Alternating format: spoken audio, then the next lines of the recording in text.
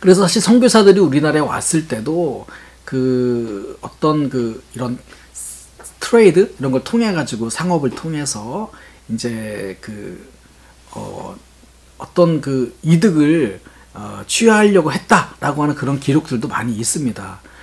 그래서 그거를 이제 굉장히 비판적으로 보는 그런 학자들도 있는 게 사실입니다. 이를테면 뭐 언더우드라든가 뭐 이런 그 선교사들 유명한 우리가 알고 있는 그런 선교사들 가운데서도 이렇게 아까 말씀드렸던 알렌 같은 경우에도 운산금광에서 그 중간에 그런 그 중개하는 역할을 했었고 그런 사람을 찾으면서 사실 이거는 조선 정부 그러니까 그 당시 이제 조선 왕실에서 알렌에게 위탁을 한 겁니다. 이렇게 이런 걸 찾아서 했을 수 있더라고요. 그래서 이 알렌에 관련된 그런 것들을 쭉 이렇게 살펴보면요. 사실 알렌이 굉장히 많은 노력을 했습니다. 그래서 그 왕실에도 상당한 그 재정적인 도움을 줬던 게 사실이고요.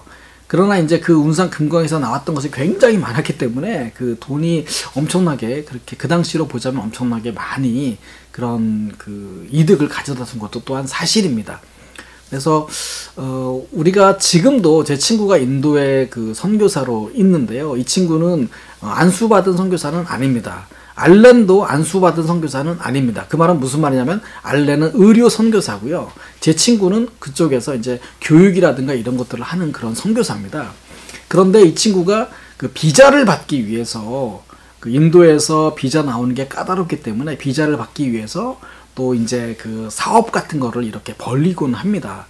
그러니까 이 사업을 벌이는 목적은 자기가 돈을 벌어서 치부하겠다는 그런 의미라기보다는 선교를 보다 원활히 해나가는데 필요한 그런 자원이라든가 이런 것들을 할 목적에서 아마 한 것으로 저는 그렇게 이해를 하고 있습니다. 마찬가지로 이 당시 알렌이라든가 언더우드 같은 경우에도 그 언더우드가 쓴 글을 보면 그런 그 이렇게 여러 가지 뭐 키니네 같은 거 그 당시에 그 아주 필수 의약품이었죠. 그런 것들 이렇게 들여와서 판매하고 그랬는데 이런 것 때문에 사실 하나의 목적은 뭐냐면 선교를 위한 거, 또 하나의 목적은 이 땅에서 살아가는 이 선교지에 있는 사람들이 질병으로 인해서 고통받는 것을 제거하기 위한 목적으로, 또 하나는 이 선교의 도움을 받기 위한 어떤 그 자원의 측면에서 이제 이런 것들을 했다고 그렇게 얘기를 하고, 그럼에도 불구하고 자기는 이런 것 때문에 굉장히 많은 손해를 보기도 했다라고 하는 게 이제 언더우드의 기록 가운데 있습니다. 그래서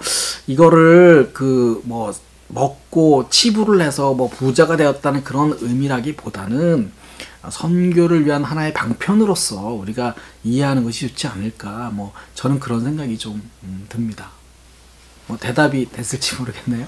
아니 뭐 대답은 자유니까 네. 질문도 자유고 네. 그리고 학자분들이라는 게 다 입장이 다른 것이니까 그런 다양한 입장 속에서 우리는 전체를 보는 것 같아요. 네. 완벽한 사람은 있을 수 없는 것이고. 그렇죠. 그렇죠. 그래서 우리가 어떤 추앙을 할 수 없는, 숭배할 수 없는 그 근거들이 그런 데서 나오는 것 같고, 그런 의미에서 교회에서는 참 좋은 학문이라는 생각이 듭니다. 네.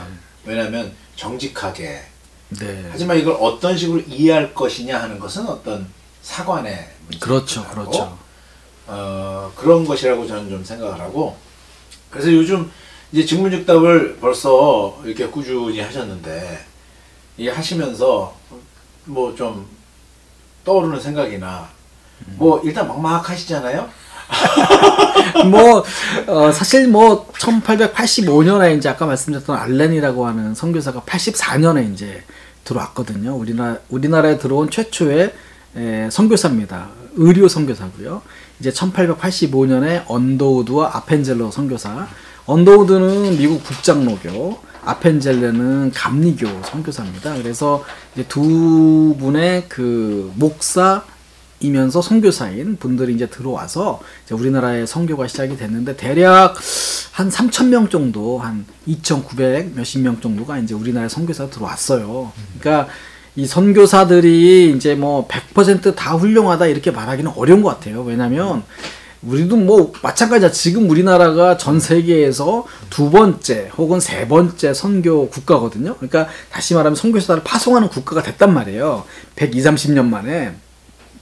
그런데 우리나라에서 파송한 선교사들이 그러면 선교제 가가지고 전부 다 훌륭한 역할만 했느냐? 그건 또 아니라고 말할 수도 있습니다. 뭐 그래서 선교사계에서는 이제 어떤 그 이렇게 나눠지겠죠. 훌륭한 존경받을 만한 선교사, 그 다음에 좀 손가락질 받을 만한 또 선교사가 있겠죠. 그래서 우리나라에 왔던 선교사 가운데에도 그런 사람들이 있었습니다. 그래서 뭘 훔쳤다 그래가지고 여기다 교적이라고 이렇게 쓴 그런 사람도 있었고, 그러니까 선교사들을 우리가 일률적으로 이렇게 평가하기보다는 각 사람의 그 사역들, 물론 유효 기간이 있는 거죠. 그분들의 사역에 유효했던 그런 기간들이 있는 거고, 이제 그런 건데, 그거를 전체적으로 놓고 보자면 이제 참 그 평가를 할 수 있는 어떤 근거가 되지 않겠나 그런 생각을 하게 됩니다.